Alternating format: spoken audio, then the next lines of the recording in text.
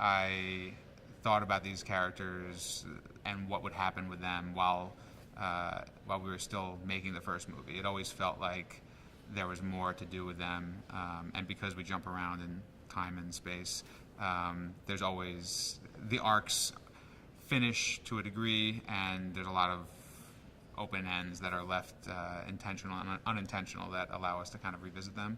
So it was just kind of exciting to imagine what happens with these guys, 3 or 4 years after we left them. We talked about a lot of different locations and times for this movie. We always kind of knew that we wanted to take these guys on another adventure, but it was a matter of, all right, we did the 80s, the 90s and the 70s, were kind of the easy grabs. Like, okay, yeah, we could just do that. You get grunge, you get, the 70s kind of big collars, but it didn't really feed the story in terms of we've already done the going to the past genre movie, and it was all about how can we elevate it, how can we do something unexpected and take an abrupt turn into something that we are not even entirely sure of or comfortable with. And when the future kind of was put out there as an idea, we all grabbed onto it in terms of, yes, let's figure out what that future is, and let's just dive in without knowing, because that's going to take our audience on a real fun ride with these guys.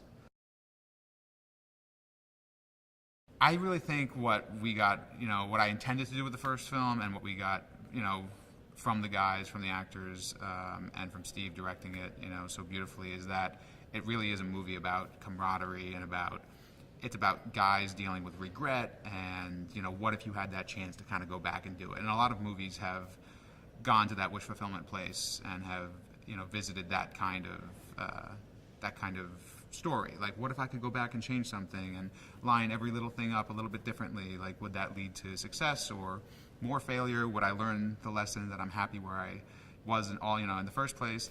And I think our audience liked that we subverted some of that a little bit. The story begins with Lou Dorchin and Nick Weber kind of at the top of their respective industries. Lou is, the president of a multi-billion-dollar, internet conglomerate, and Nick has just continued to rip off other artists since the first movie. He ripped off the Black Eyed Peas and became a success, and he's kind of gone back to that as his crutch. Jacob Dorchin has just kind of become a almost Billy Madison character. He's the son of a billionaire. He doesn't have to put a lot of effort into his life, so he's never given a lot of thought and consideration for what he wants to do. And these guys are kind of fooling themselves into thinking that everything is great and everything's perfect, even though everything is not great and perfect in their personal and professional lives. Adam Jr. is a really fun character because he is our point of view and our entree into the future. He's able to feed the audience and our characters information about the future in the context of the movie. Our guys see something and are confused as to what it is, and he often has a "What are you, crazy? That's this thing" reaction to them. He's also a bit of a naive kind of guy, and it's introduced that he's been in a relationship for a few years. He's about to get married. He doesn't go out much. He doesn't have many friends. So he's very excited and exuberant at the idea that his dad's buddies have dropped seemingly out of thin air into his house, and they're looking for his dad on the eve of his wedding.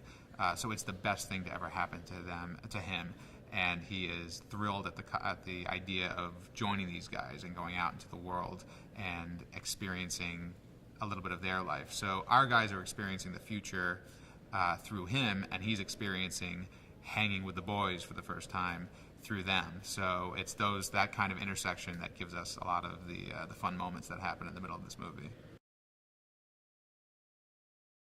It's amazing. I mean, we couldn't do the movie without Rob, Craig, or Clark. I mean, I wouldn't have written it without all of them coming back, and Steve Pink directing it as well. I mean, it was really the opportunity to get the gang back together and go make this movie the way we all wanted to make it. Everyone became so comfortable with these characters and with this dynamic at the end of the first movie, and we knew there was more of a story left to tell.